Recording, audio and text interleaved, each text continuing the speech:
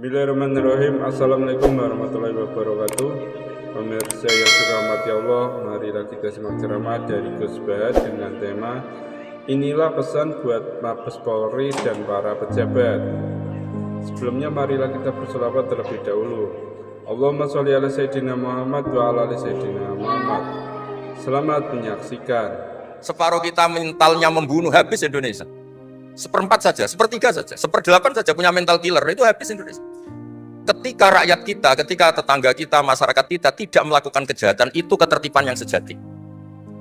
Maka semua bentuk ketidakkriminalan yang dilakukan oleh rakyat Indonesia itu awal dari aset bangsa ini. Coba kalau semua orang mencuri, habis negara untuk biayai di penjara. Semua orang kriminal, berkahnya mereka tidak melakukan, Indonesia baik-baik saja. Saya mengapresiasi pertanyaan dari mahasiswa non-muslim tadi. Sebetulnya ketika negara ini berdiri itu ya dialek semua antar umat beragama. Sehingga diputuskan yang penting itu berketuhanan. Maka yang ditolak oleh konstitusi kita adalah ateisme, komunisme. Saya bayangkan misalnya punya anak perempuan, diajak orang yang tidak beragama di tengah hutan misalnya. Bunuh ya tidak takut Tuhan, merkosa tidak takut Tuhan, salah etika ya tidak takut Tuhan. Bandingkan kalau diajak yang beragama. Pasti masih ada rambu-rambu, ada ini itu. Sehingga memang masalah betul ketika orang tidak berketuhanan itu. Jadi saya ingatkan Mas tadi, siapa tadi namanya? Yang non Irman saya, yang non muslim tadi itu. Siapa? Namanya siapa? Siapa? Siapa namanya? Ya. Krisman. Oke, namanya Krisman. Jadi Mas Krisman ya, kalau dibilang nggak pernah ada dialog, dulu ketika negara ini berdiri, itu semua tokoh agama bersepakat. Termasuk saat itu ya ada Perindo, selain ada NU ada Perindo. Itu yang ditentang, itu adalah ateisme. Karena kalau orang tidak bertuhan itu ngeri. Ngerinya itu, ya tadi misalnya kita punya anak perempuan atau punya keluarga, diajak orang yang tidak beragama. Misalnya berzina ya nggak takut dosa, merkosa ya nggak takut, bunuh ya nggak takut, karena nggak punya Tuhan. Mungkin takutnya sama polisi ya kalau ketahuan, kalau enggak. Tapi kalau orang bertuhan ini sistem kesalehannya, sistem kebaikannya ini berlipat-lipat. Takut hukuman Tuhan, takut sosial, takut ini itulah, sehingga kita bersepakat berketuhanan. Lalu kedua ada beberapa kejadian nyata. Di beberapa negara yang fahamnya itu tidak bertuhan, itu bekas kondom atau bekas apa dipakai lagi didaur ulang. Bahkan tinja yang bisa dikelola jadi bahan makanan. Kalau yang beragama tidak, termasuk mungkin di ilmu medis ini tidak wilayah saya tapi saya cerita. Mungkin masalah-masalah kayak ya apa hal-hal yang menurut kita dilarang, menurut agama mereka enteng saja. Misalnya bikin cadangan-cadangan organ tubuh dan sebagainya. Kalau beragama itu masih enak, aturannya jelas. Kalau nggak beragama itu repot. Sehingga saya cerita sedikit lagi-lagi karena kadung dipuji ahli Quran Pak Kures sama saya. Saya cerita. Dulu ketika Rasulullah itu sugeng masih hidup, itu ada kekuatan politik. Satu Romawi bertuhan, yang satu Persia tidak bertuhan, tidak berkitab suci. Ketika Romawi kalah, itu Rasulullah itu susahnya bukan main, karena yang masih mentautkan diri dengan Tuhan, kalah sama yang sudah tidak bertuhan. Dan ketika akhirnya Persia yang kalah, yang menang Romawi, Nabi itu ikut senang, karena yang bertuhan mengalahkan yang tidak bertuhan. Kenapa penting bertuhan? Karena bertuhan itu setidaknya punya aturan. Melakukan ini dosa, empati sama fakir miskin itu ibadah. Semua agama pasti sama di tema-tema seperti itu. Sehingga berketuhanan ini penting sekali, kata Pak Kures tadi, berketuhanan itu luar biasa. Terus kedua, ini penting juga. Saya mohonnya. Saya pernah juga disowani beberapa tokoh dari Mabes Polri. Saya sering bilang, Indonesia, utamanya pejabatnya harus terima kasih sama seluruh rakyat Indonesia. Karena itu aset yang sebenarnya Indonesia, ya seluruh rakyat Indonesia. Saya satu cerita ini hadis sahih di Bukhari, nggak bisa dipertentangkan. Ini hadis sahih di Bukhari di Muslim. Di antara yang diapresiasi Allah itu adalah potensi jahat kita tidak kita wujudkan. Kalau seluruh rakyat Indonesia, tidak usah seluruh, seperempat kita ini maling semua. Itu negara miskin kok, karena biayai kita di penjara 2 tahun, 3 tahun. Separuh kita mentalnya membunuh, habis Indonesia. Seperempat saja, sepertiga saja, seperdelapan saja punya mental killer, itu habis Indonesia. Ketika rakyat kita, ketika tetangga kita, masyarakat kita tidak melakukan kejahatan, itu ketertiban yang sejati. Maka semua bentuk ketidakkriminalan yang dilakukan oleh rakyat Indonesia itu awal dari aset bangsa ini. Coba kalau semua orang mencuri, habis negara untuk biayai di penjara. Semua orang kriminal, berkahnya mereka tidak melakukan, Indonesia baik-baik saja.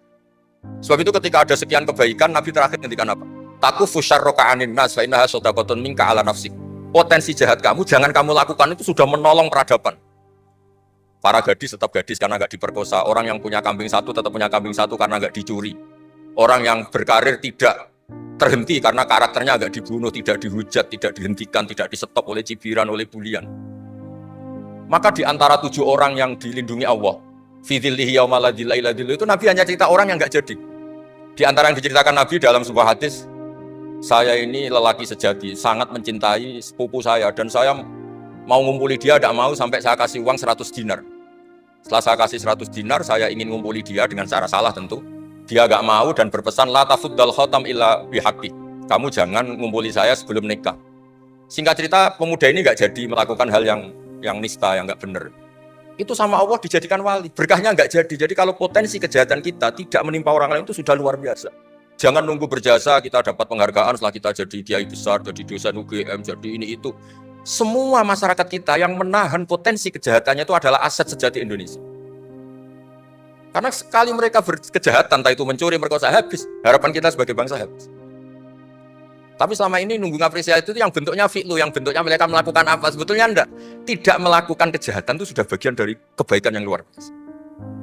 Terus yang terakhir tadi yang pertanyaan pemimpin muslim dan non-muslim. Memang ini wilayah sensitif, tapi sebetulnya bisa dianalisis secara fikih.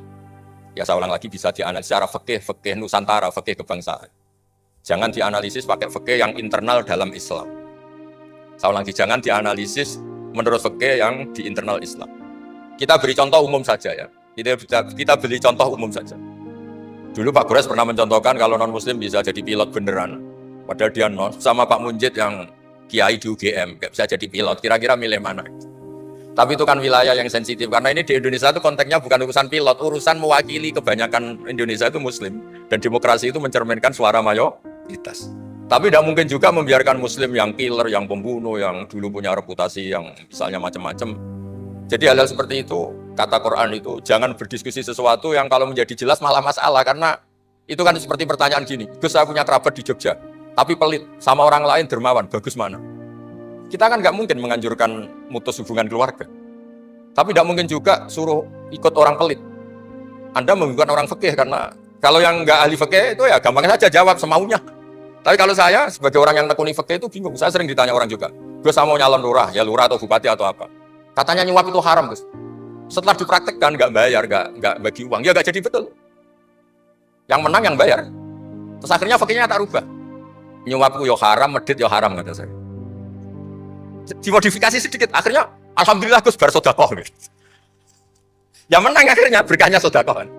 Karena kita sebagai pemimpin, atas nama tidak nyuap, ya jangan juga jadi orang kikir dong. Atas nama ada nyuap terus jadi orang kikir. Repot kan? Tapi jangan juga bayar yang sampai merubah hukum dari orang yang gak layak mimpin, karena bayar menjadi pemimpin, ya jangan juga sampai gitu. Ya akhirnya saya bilang, nyuap itu haram, medit juga haram. Alhamdulillah barokahnya kombinasi fikih ini. Ya nyuapnya tetap haram, tapi rakyat tetap dapat uang gitu. Tapi nanti ketika Anda tidak layak jadi pemimpin, itu juga haram, karena menjabat sesuatu yang nggak wilayah Anda. Jadi seni-seni ngelola muslim, non-muslim, dan itu tidak bisa dipukul rata. Karena itu wilayah-wilayah yang sensitif, yang butuh detail, yang butuh satu peristiwa spesifik. Saya pernah ditanya, Gus saya ini hidup di Amerika, kalau milih presiden kan sama-sama non-muslim, milih yang siapa? Ya jawab yang akhafu dororon, misalnya ada presiden Amerika yang sangat demokratis misalnya, dia membiarkan Islam berkembang. Sama jenis non-muslim yang Islamfobia, tentu milih yang demokratis. Ada yang dosanya itu membunuh, yang satu dosanya korupsi, ya milih ya korupsi, karena membunuh itu lebih ekstrim dibanding korupsi misalnya. Itu ada di aturan fikih. Jika sama-sama pasti salah, milih yang akhafud dororen, yang madorotnya ada begitu apa? Besar. Coba kalau kita punya pemimpin yang hobinya itu bunuh, sama yang hobinya rakus harta misalnya. Itu di fikih jelas dijelaskan, milih yang rakus harta kalau bandingannya itu, karena pembunuhan itu lebih berat secara ukuran dosa. Tapi apapun itu, ini bukan pembenaran pada kesalahan, bukan, tapi memang ada aturannya. Apa kalau ada dua dororani, dua bahaya, urtukiba khafuma, kalau ada dua hal yang bahaya, dipilih yang paling apa? Ringan kalau dalam konteksnya tadi. Kalau kita membiarkan pemimpin yang nggak benar, dipimpin orang nggak benar, tapi kalau memaksakan chaos misalnya, ya milih yang nggak chaos. Itu kan ada aturannya di fikih, karena Nabi menghindari al-harot. Al-harot itu chaos, pembunuhan massal, itu nggak boleh. Dan mayu adila dalik juga nggak boleh, yang bisa potensi begitu juga nggak boleh. Jadi saya mohon di antara aturannya Quran itu, latas alu an-nasya intu bedalakum tasukum. Kamu jangan diskusi sesuatu yang kalau diperjelas malah kamu yang malu. Saya biasanya mencontohkan hal-hal yang ringan kayak suami istri. Misalnya Anda tanya sama Pak Munjid, istrinya tanya, Mas, apa betul saya ini cinta pertama Anda? Bukan alternatif terakhir. Wah, itu rata-rata orang nikah itu kan korban alternatif terakhir. Itu kalau ditanya sama-sama konangan itu aslinya itu. Ceweknya juga sama. Apa betul Pak Munjid itu cinta pertama atau pilihan terakhir? Oh, saya sering mau nikah ini orang yang saya cintai, tapi takdirnya ini. Itu kan orang dibilang takdir itu kan ya tersinggung. Jadi banyak hal yang kalau didiskusikan itu masalah-masalah. Latas alu an asya intu bedalakum tasukum. Kamu jangan tanya atau diskusi sesuatu yang kalau diperjelas itu malah masalah. Jadi itu etika ya. Etika dalam diskusi juga jangan memicu lagi. Saya kira demikian, nanti ditambahi oleh Abi Profesor Kures. Monggo.